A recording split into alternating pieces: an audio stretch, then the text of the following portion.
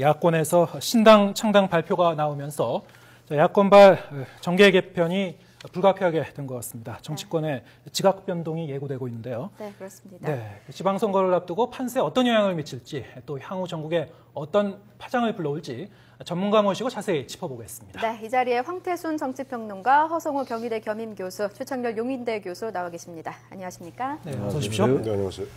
자, 오늘 오전에 있었던 기자회견인데요. 사실 뭐 국회 출입하는 그 정치부 기자들도 예상하지 못한 결과였다. 그 기자회견 현장에서도 기자들이 상당히 놀랬던 모양인데요. 그렇죠. 자, 오늘 기자회견 내용 어떻게 보셨습니까? 네. 예. 저도 깜짝 놀랐어요. 예. 보니까 오늘 한 9시 반경에 우선 통보되기 시작했죠. 이제 두 분이 함께 네. 나와서 기자회견하겠다. 그래서 그러면 이제 기초공천은 민주당도 안 하기로 했구나. 그래서 그것만 해도 사실 충격이었죠. 예.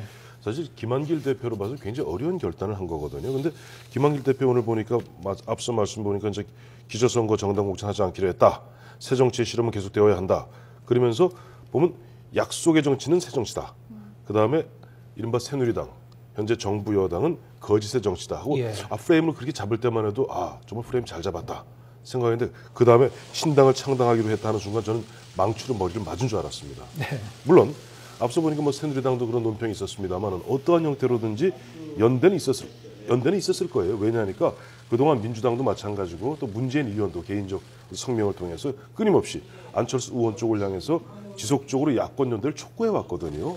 그렇기 때문에 어떤 형태, 그러니까 예를 들어 극단적으로 6월 4일 투표일을 갖다가 한 일주일 앞둔 시점, 5월 말 정도에 한 사람이 뭐 후보직을 사퇴한다든가 어떠한 형태로든지 그런 후보 단일화, 즉 야권 연대는 있지 않았겠느냐.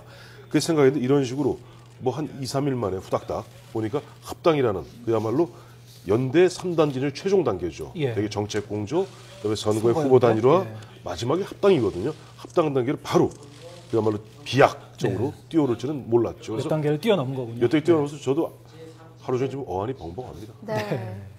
허성우 교수님은 어떻게 보셨습니까? 저도 뭐 마찬가지입니다. 이번 그 합당 전격 발표되는 거 보면서 우선 제일 개인적으로 느낀 것은 저는 이제 당대당 통합을 한번 해본 경험이 있기 때문에 굉장히 아쉽다. 왜냐하면은 안철수 의원 하면은 보통 국민들이 탁 떠오르는 게 뭐냐면은 벤처 정신입니다. 사실 실험 정치, 새로운 정치, 또 낡은 정치를 타파해서 새로운 정치를 하겠다는 그런 국민들의 기대감을 사실 충족시키기 위해서 새 정치를 하기 위해서 나왔단 말입니다. 근데 벤처라 그러면 사실 어떤 도전 정신, 힘들더라도 끝까지 이 실험 정치를 몸소 실천하면서 자기 희생을 하면서 뭔가 새로운 정치의 바람을 불러넣을 수 있는, 이렇게 해서 국민들이 일정 부분 어떤 그 카타르시스를 느끼면서 이렇게 해서 새로운 정치를 만들어가는 이런 과정들을 할 거다고, 어렵지만은 그래도 꿋꿋하게 이겨낼 것으로 봤는데 오히려 이런 그 야합을 하지 않는다 하지만은 야합의 어떤 의심을 받을 행위를 했다. 그 왜냐하면은 안철수 입장에서 때는 1타 3패를 한 겁니다. 조직, 인물, 자금난의 허덕이다가 안철수 신당이 그것을 민주당과 당대 통합을 함으로 해서 그 세 가지를 일거에 그냥 다 해결할 수 있습니다. 그런데 그것이 앞으로 6.4 지방선거에서 또 당장 중요한 게 뭐냐면 6.4 지방선거도 있지만은 7월 30일 날 뭐가 있냐면 국회의원 보궐선거가 있습니다. 거기까지 당장 눈앞에 있는 이런 선거들을 일단 안철수 신당의 새로운 정치 실험을 하지 않고 이런 민주당에 사실 얹혀서 새로운 정치를 하겠다 하는 것이 과연 이게 바람직한 국민들이 바라는 새 정치인가 하는 부분에서 굉장히 아쉬움이 저도 상당히 남습니다. 그리고 이것을 전격적으로 한 부분에 있어서도 아마 저도 아까도 말씀드렸습니다만은 상당히 가면 내부 논란 또 외부적으로도 있고 오히려 그 안철수 신당을 지지했던 사람들이 새누리당으로 갈 가능성이 높다. 왜냐하면은 안철수 신당이 추구했던 방향성이라는 게 상당히 그 중도적인 입장을 갖고 있거든요. 그런 부분들이 과연 민주당에 갈 수 있겠나? 모든 지지자들이 민주당 갈 수 있는 한 부분 좀 회의적이다. 이런 부분 전체적으로 그래서 상당히 이런 부분이 좀 아쉽다. 지지자 이탈이 있을 수 있다. 이런 말씀해 주셨는데 교수님 어떻게 보십니까? 두 분이 다 말씀하셨으니까 제가 뭐 다른 중언부언은 안 하겠는데 객관적으로 현상을 분석할 필요는 있어 보입니다. 지금 안철수 의원의 새정치연합이 지지율도 좀 하락 추세였고요. 또 대체로 안철수 신당이라는 얘기가 나올 때도 정당 지도에 비해서 인물로 막상 보면 상당히 어려움이 있지 않겠냐라는 게 일반적인 분석들 아니었겠습니까? 아마 1차적으로 안철수 의원이 거기에 대한 한계를 느낀 것도 있어 보이고요. 그런 거에 대한 비판이 따를 겁니다. 또 하나는 새정치를 설명을 어떻게 해낼 것인가.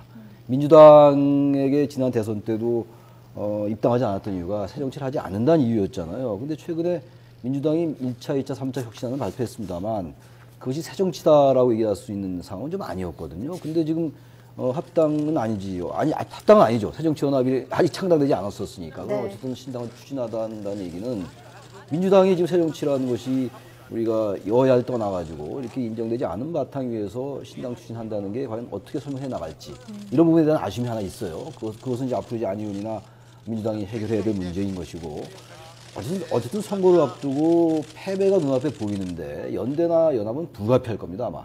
우리 지난 정치 과정도 항상 그런 게 있어 왔어요. 특히 지난 2010년도 지방선거 때도 그때 민주당과 민주노동당과 국민참여당, 창녕한국당이 연대가 있었고요. 그것이 아마 선거의 승리로 연결된 상당히 큰 동인이 됐었을 겁니다. 지난 2010년도 지방선거 때. 선거를 임박해서 이런 식의 이제 합당 또는 뭐 신당 추진을 하다 보니까 지금 이제 두 분이 말씀하신 것처럼 또 새누리당이 얘기하는 것처럼 이게 선거를 앞둔 선거 승리만을 위한 야합 아니냐라는 비판에 직면할 수 있다고 좀 봅니다. 그리고 네. 대단히 퇴행적인 면도 있어요. 우리 정치사에 우선 이제 연합 또는 연대의 가장 원조가 민주화 이후입니다만 1990년대 3당 합당이었어요. 민정당과 통일민주당과 신민주공화당이 합당이 있었고 DJP 연합도 있었고요. 네. 또 2000년도에 정봉준과 노무현의 어떤 연합이 있었단 말이죠. 이런 것들이 대체로 비난받는 이유가 어떤 가치 지향적인 것보다는 선거의 승리만을 위한 정치 공학적인 그런 것 때문에 야위다 또는 퇴행적이라는 비판이 있는 게 사실이고요. 네. 저는 그런 면에 동의합니다. 이번에 두 지금 정치 집단이 이 신당을 추진하는 것이 기본적으로는 안철수 의원의 개인적인 위기라든지 한계에 동의합니다만 좀 다른 각도에서 볼 때 사실 두 정치 집단이 지향하는 가치는 대단히 비슷했어요. 특검도 그랬고 기초공천의 무공천도 마찬가지고 그렇기 때문에 이분은 마냥 야합이다라고 비판하기는 조금 약한 면이 있다. 예. 대단히 아쉽긴 합니다만 예. 이런 것들에 대해서 우리가 좀 거시어 볼 필요는 있어 보입니다. 예. 자, 이 뭐 양측이 하여튼 그 어려운 결정을 한 것 같은데요. 자, 앞으로 그 신당을 추진하는 과정에서 어떤 모습을 또 비출 것인가? 그것도 그 여러 가지 그 유권자의 그 반응에 직접적인 영향을 주지 않겠습니까? 과거에 그 대선 과정에서는 그 문재인 후보와 당시 이제 안철수 후보가 단일 후보를 만드는 과정에서 여러 가지 잡음이 있었습니다만, 자, 이번에는 정말 잡음 없이 순탄하게 진행될지는 좀 지켜봐야 될 것 같습니다. 지켜봐야죠. 네, 어떻게 보시는지요? 내부적으로 좀 그러니까 민주당의 어떤 내부적인 입장이나 또 새정치연합의 내부적인 입장도 한번 우리가 파악해 볼 필요는 있다. 예. 왜냐하면은 그럼 그 김한길 대표 체제로 과연 이번 6.4 지방선거를 치를 수 있는 상황이 됐는가 하는 부분도 우리 한번 짚어봐야 되고 또 지금 아까 최 교수님께서 말씀하신 대로 안철수 의원은 그 새정치연합을 만들면서 네. 늘 했던 얘기가 뭐냐면은 선거를 앞두고 뭐 정책 연대를 나눈다든가 아니면 무소속 연합 공천한다든가 이런 부분에 있어서 어떤 의견을 표력해 왔냐면은 이기기 위한 선거 또 선거를 위한 그런 선거 공학적인 선택을 하지 않겠다. 네. 이렇게 늘 주장해 왔단 말입니다.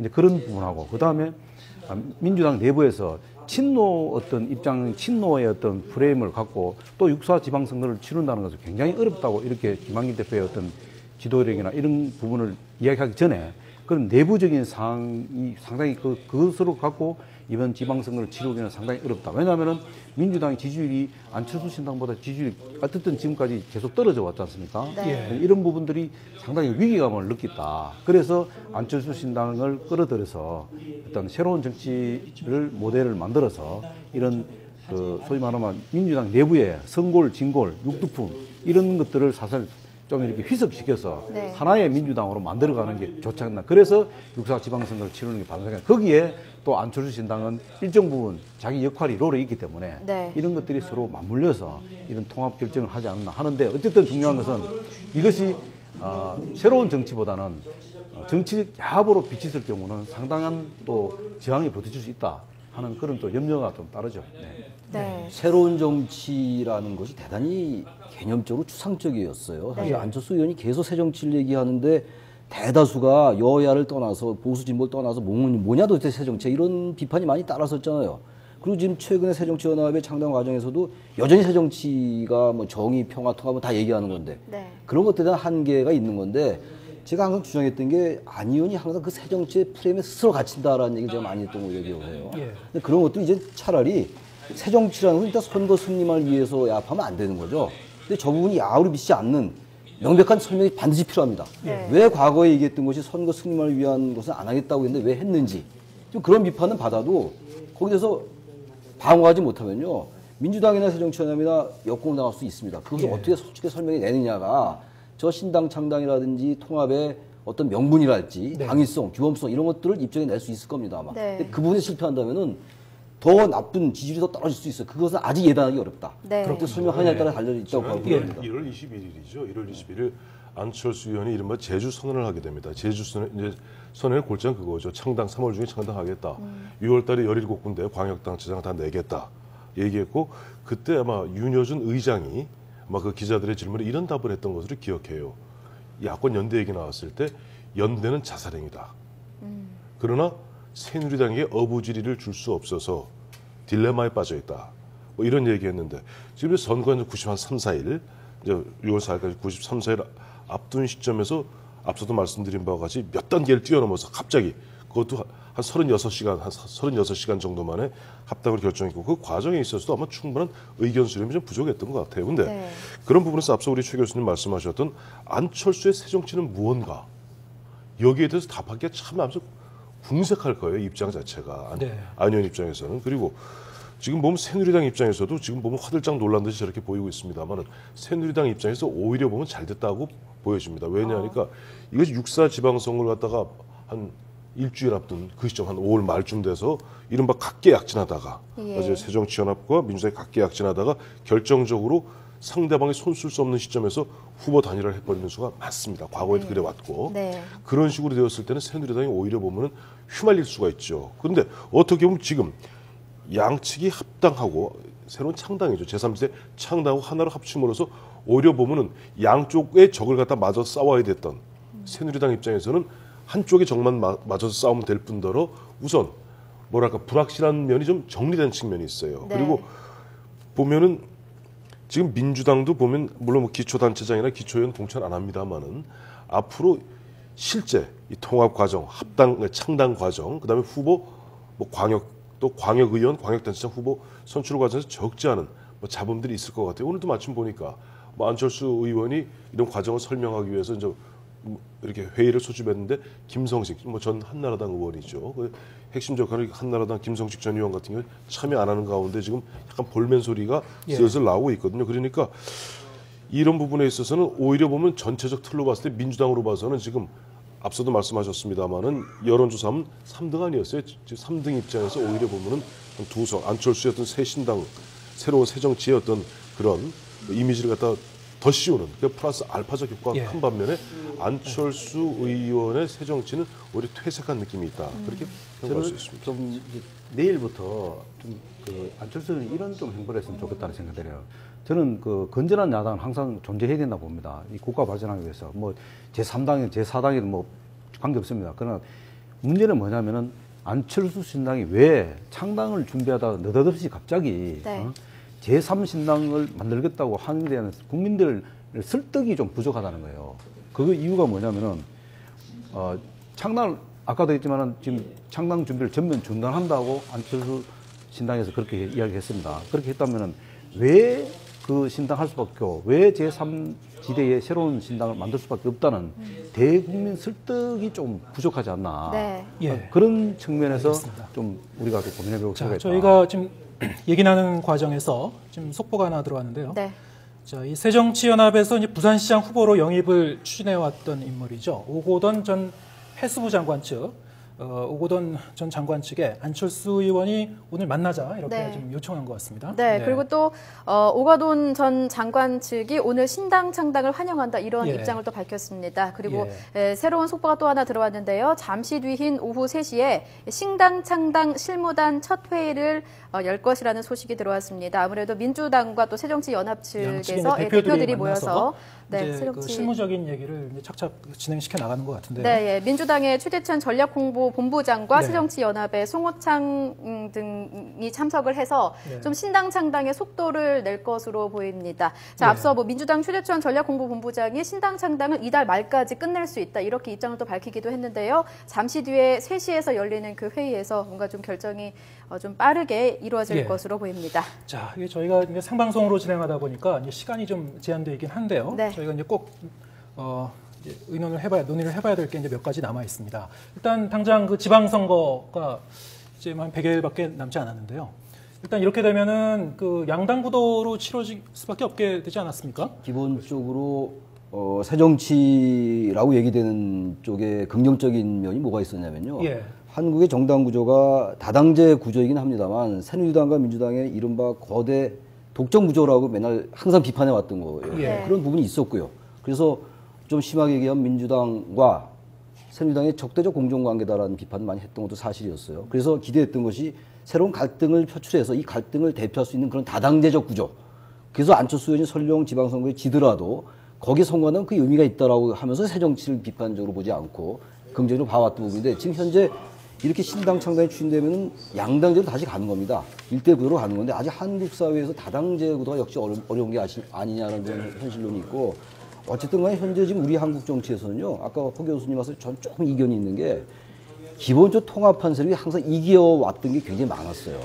DJP-연합도 사실은 그 당시 야합연설이 많이 듣고 그 대신 DJP-연합은 국민들의 동의 절차가 있었던 것이고 네. 3당 합당 1990년대 3당 합당은 동의 절차가 없었습니다. 그러면 밀실 야합이었어요. 그래서 상당히 비판을 받는 거고 바로 그래서 연대나 이런 그 연합 이런 것들이 한국 정치에서만 유난히 부정적으로 비치는 거거든요. 다른 나라는 남미도 그렇고 동유럽도 그렇고요. 대통제 국가에서 연합이 대단히 긍정적으로 비치고 있습니다. 꼭 내각제 국가가 아니라도 바로 예. 그런 점을 설명해 내야 된다는 겁니다. 지금 안철수 의원이나 민주당 측이. 예. 자, 그 부분에 대해서 제가 조금 이제 최근에 대해서 조금 이제 다른 입장이 뭐냐면은 이게 이제 안철수 신당 자체가 지금 신당의 어떤 모습을 갖추진 게 없습니다. 그냥 신당의 모습이라는 것에 새정치연합이라는 지금 신당 당명만 있지 나머지는 조직이라든가 이런 게 전혀 없습니다. 네. 단지 민주당에서 왜 지금 정치 야합으로 좀 비칠 수밖에 없냐 하면은 안철수 의원만 필요한 겁니다. 아까 지금 신당 창당 준비위원회가 지금 두 당이 모여서 한다 하지만 실제로는 이쪽은 당이 아닙니다.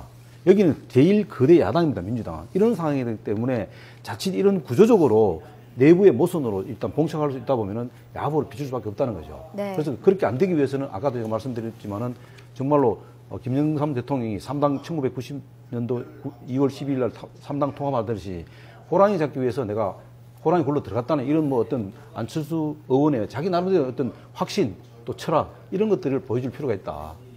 예, 알겠습니다. 자, 저희 이 얘기도 좀 짚어봐야 될 것 같습니다. 조금 전에 이제 2시에 정몽준 의원이, 새누리당 정몽준 의원이 서울시장 출마를 선언을 했습니다. 이게 사실 굉장히 큰 주목을 받을 수 있는 사안이었는데. 창당 선언 소식이 좀 가려진 것 같아요. 네. 네. 완전히 묻혔죠. 예. 정몽준 의원 같은 경우는 사실 그동안 7선 의원으로서 하기 어려운 결심을 한 거거든요. 맞습니다. 하기 어려운 네. 결심하고 특히 보면은 뭐 당내 새누리당 내에서는 이른바 친박 쪽에서는 김항식 전 총리를 갖다가 내심 좀 원하고 있는 것 아니냐는 이런 분위기에서 거기다 또 보면 뭐 한 1조 7천억 되는 그런 주식 부분에 나중에 물론 뭐 당선됐을 경우에 문제이긴 합니다만은 예. 뭐 백지 신탁 문제라든가 여러 가지 문제가 있음에도 불구하고 하여튼 우여곡절 끝에 오늘 또 백범 통상 보면 정치인들이 이제 백범 기념관에서 많이 합니다만 이번에 백범 광장에서 이제 보면 나름대로 큰 메시지를 전달하려고 했는데 오늘 오전에 안철수, 이제 김한길 두 분의 신당 창당 네. 이 기자이기 때문에 좀 묻혔죠. 묻혔는데 뭐 곧 조만간 3월 중순, 3월 됐습니다만 3월 중순 됐으면 이 김항식 전 총리 같은 경우도 3월 11일 예정돼 있던 버클리에서 네. 특강 마치고 아마 곧 들어올 것 같고 그러다 보면 새누리당에서도 바싹 긴장할 거예요. 왜냐하니까 그동안 은근히 내심 민주당의 박원순 시장 현 시장 그대로 나가고 그다음에 안철수 신당 쪽에서 어떤 후보가 나오고 즉 야권이 분리된 상태에서 나오면은 좀 쉽게 치를 수 있지 않겠느냐 봤는데 이게 좀 아니거든요. 네. 어쨌든 이제 보면 새로운 제3의 당이 나오고 안철수 민주당 단일 후보가 나오게 됩니다. 그리고 이쪽에서는 어쨌든 이 세 명 중에서 뭔가 빅 매치를 통해서 뭐 분위기를 도와내야 되는데 그동안 조금 느슨했다면 새누리당도 바싹 긴장하는 상태에서 신발끈을 동여 매고 네. 아마 그 육사지방선거에 93, 4일 남았죠. 지금 황 의원이 말씀하신 게 지금 새누리당으로서는 오히려 좀 홀가분해졌다라는 말 일리가 있는 말씀이에요. 네. 불확실성이 제거됐으니까. 근데 사실은요. 어쨌든 새누리당은 대단히 곤혹스러울 겁니다. 아마 지금 서울시장 선거 얘기니까 말씀드리면요. 새누리당에서 이제 김학식 전 총리하고 정몽준 의원하고 이해운 최고하고 해서 누가 되겠죠. 경선 당선이 될 거 아닙니까? 이쪽이 이제 박원순 시장이 거의 뭐 확정적이고. 지금 이제 안철수 신당 이른바 새정치연합의 후보는 이제 사라진 거예요. 이제 1대 구도가 되기 때문에 새정치연합의 일부가 지지했던 일부 유권자들이 새누리당에 간다 하더라도요. 이게 통합의 효과가 상당히 클 겁니다. 생각보다. 그래서 만만치 않은 게임이 될 것 같아요. 그래서 이번 지방선거가 네. 여와 야가 정말 건강한 긴장 관계에서 한번 싸울 수 있는 구도는 마련됐다. 저는 그러면서 상당히 긍정적 면이 있다고 보여진다는 거죠. 네. 저도 뭐 그 부분에 대해서 지금 최 교수님 말씀에 상당히 동의를 합니다. 왜냐하면은 새누리당 입장에서 보면 표 확장성을 위해서라도 이번에 그 이 서울시 경선은 굉장히 중요합니다. 왜냐하면은 정몽준 지금 의원이 지금 그 경선에 참여하겠다고 발표한 것은 굉장히 의미 있는 이유가 뭐냐면은 당 중진들이 당을 위해서 희생하는 모습을 보여줘야 됩니다. 이래야지 경기도 지사 또 경선에도 남경진법이 나오게 됩니다. 왜냐하면 당 중진들이 그동안 당에서 당내 개혁만 부르짖지 당을 위해서 희생할 수 있는 어떤 동기가 전혀 없지 않습니까? 그런데 네. 이번에 이런 걸 하게 됨으로 해서 일단 신당 창당과 맞물려 갖고 일단 새누리당 서울시 경선 빅매치하고 맞물리면은 이게 정말 상세가 되기 때문에 저 나름대로 의미가 있다고 봅니다. 네, 알겠습니다. 자, 신당 창당 발표로 정치권에 어떤 후폭풍이 몰아칠지 황태순 정치평론가, 최창렬 용인대 교수, 그리고 허성우 경희대 겸임 교수님과 함께 얘기 나눠봤습니다. 고맙습니다.